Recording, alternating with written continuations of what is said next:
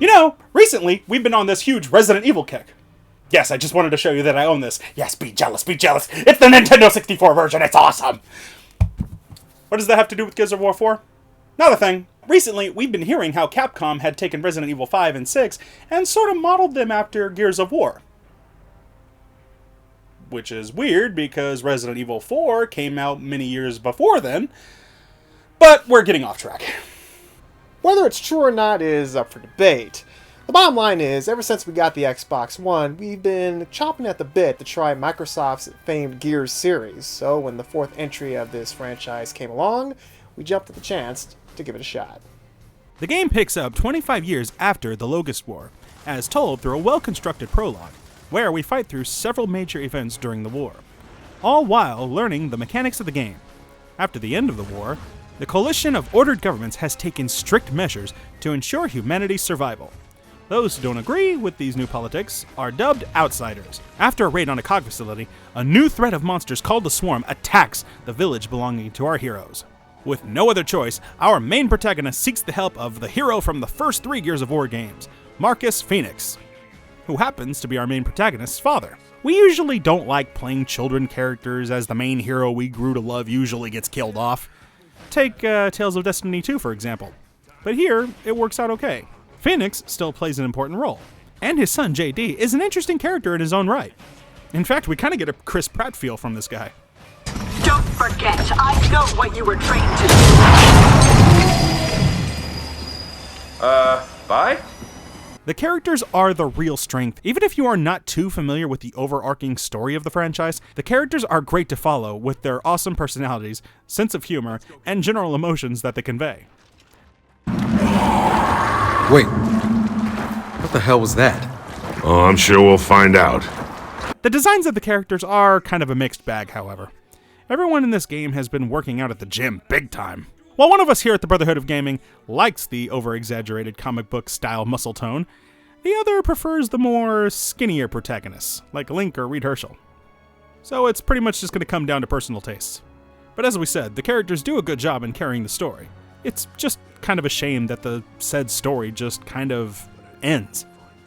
The gameplay is classic third-person shooter action, as you face off against hordes of monsters, some stronger than others. You will have a collection of weapons that you can use, from the standard laser, which is an assault rifle with a chainsaw attached, hot damn, machine pistols, turrets, and even guns that shoot ricocheting saw blades.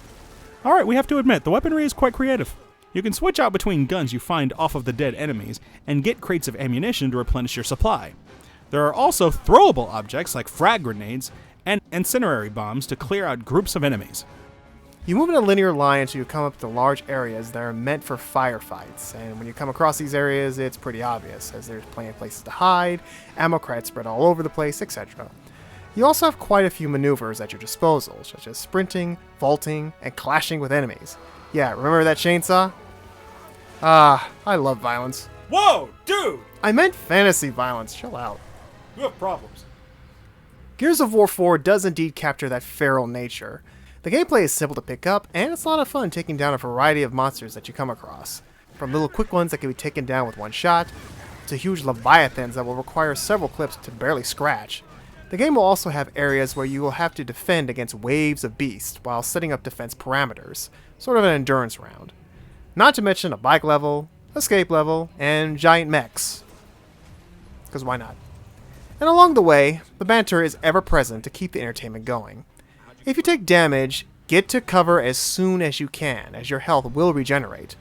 Also, if you or one of your teammates get seriously hurt, they can get revived before being dealt a killer blow.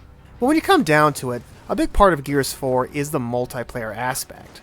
While single-player mode runs at 30 frames per second, multiplayer runs at 60, which threw us off a bit at first, but we got used to it eventually. Overall, the online functions well. It might be mostly because we have a LAN connection, but that's just our best educated guess. The multiplayer mode features a number of different gameplays. There's Horde, where you team up to face wave after wave of monsters while gathering collectibles. Other modes include Team Deathmatch, dodgeball, among many others, not to mention plenty of customization options. We experienced no notable lag or connection issues, and all the maps came off as fair to play. We got our asses kicked a lot, but hey, that comes with the territory. However, one thing that is annoying is when you put in a lot of work to take out an opponent just to have one of your teammates take the kill and get— Oh, damn it, Will, that was mine! If you're a fan of the classic Gears series, you'll definitely find something here that you'll like. And if you're a newcomer, we say give it a go. You may find it worth the price of admission. At its nuts and bolts, Gears of War 4 delivers on exactly what it set out to do. Big muscles, big guns, and total fun with friends. Or strangers.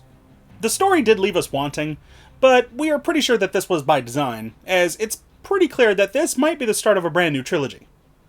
Well, there you have another review from thebrotherhoodofgaming.com. I'm your host, William Morris. And I'm Eugene Morris. Now, before you go, please do me a big favor. See that big red subscribe button right there? Click on it if you haven't already done so. And just in case you don't believe me, we have awesome videos here. You don't have to take my word for it. Look over there. We have video game reviews. We have a Tales of Retrospective series, a Sega Genesis versus Super Nintendo series. Nobody's ever done that before.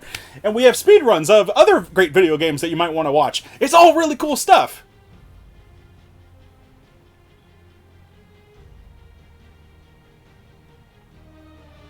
When did I get out the ocean?